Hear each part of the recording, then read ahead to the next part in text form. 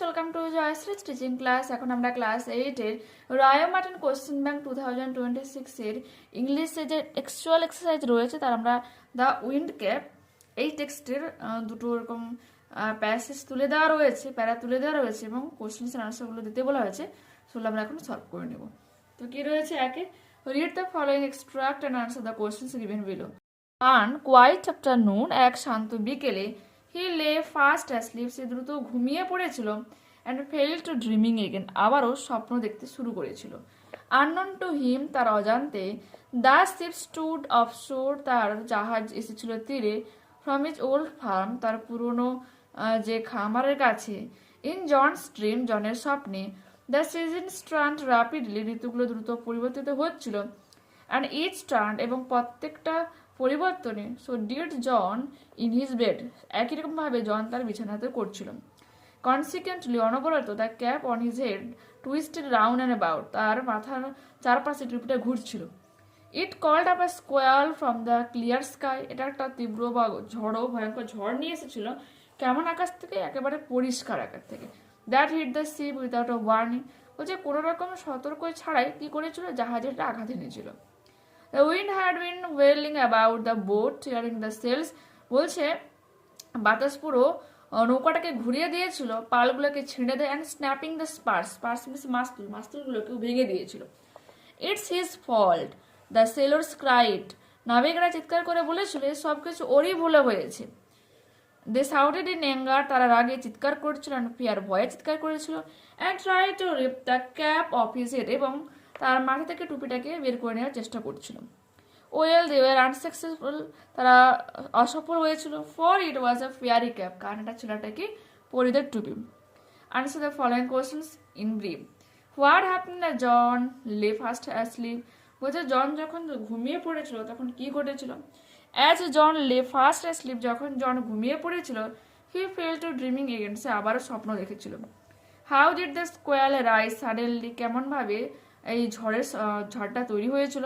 The squall rose suddenly when the cap on John's head, যখন জনের মাথা থেকে টুপিটা টুইস্টেড রাউন্ড, চারপাশে ঘুরছিল, and about in his dream, তার স্বপ্নের মধ্যে। Describe the conditions of the ship in the squall, বলছে সেই তার স্বপ্নের মধ্যে সেই জাহাজের condition, describe the condition of the ship in the স্কোয়াল, ওই ঝড়ের মধ্যে জাহাজের কন্ডিশন কি হয়েছিল। In the squall, the wind was whirling about the boat, tearing the sails and snapping the spars. What did the sailors do to stop the squall? To stop the squall, the sailors shouted in anger and fear and tried to rip the cap off John's head.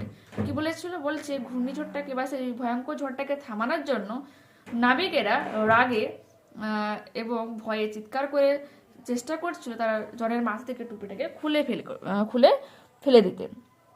আচ্ছা, দুয়ে কি বলেছে, read the following extract of the text and answer the questions that follow. There was once a lad, একদা সেখানে থাকতো একটা বালক, who wanted to be a sailor, যে হতে চেয়েছিল একজন নাবিক, বাট হিজ মাদার, কিন্তু তার মা, would not let him go to the sea, তাকে সমুদ্রে যেতে দিতে চায়নি। Child, what do you know of sailing, তুমি এই বলো পাড়ি দেওয়ার ব্যাপারে কি জানো। সি উড সে তাকে জিজ্ঞাসা করেছিল। ইউ আর আ ফার্মার সন, তুমি হলে একজন চাষির ছেলে। ইউ নো, তুমি জানো, the turn of the seasons, ঋতুর পরিবর্তনের কথা, and the smell of the soil, এবং মাটির গন্ধের কথা। But you do not know the sea, কিন্তু তুমি সমুদ্রের কথা জানো না। নাও দ্য বয়, কিন্তু এখন বালক, হুজ নেম ওয়াজ জন, যার নাম ছিল John, had always obeyed his mother, যে তার মাকে সবসময় মেনে চলতো। So he went about his farm, তাই সে গিয়েছিল চাষের খেতে, walk with a heavy heart, ভারাক্রান্ত হৃদয় নিয়ে, but did not again mention the sea, কিন্তু সমুদ্রের কথা আর কখন মেনশনই করেনি। Complete the following sentences with information from the above text.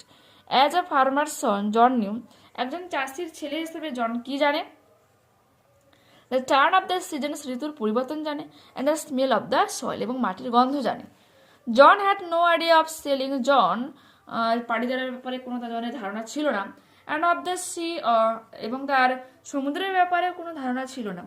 So his mother, তাই তার মা কি বলতো দেখো, সো হিজ মাদার,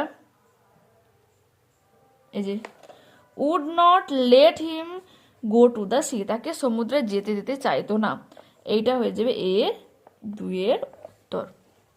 পরবর্তী প্রশ্ন কি রয়েছে, write for true and for false statements in the boxes provide against statement, give or quote আর সাপোর্টিং স্টেটমেন্ট। দেখো, John had no interest in farm work, জনের চাষের কাজে কোনো রকম ইন্টারেস্ট ছিল না, ফলস।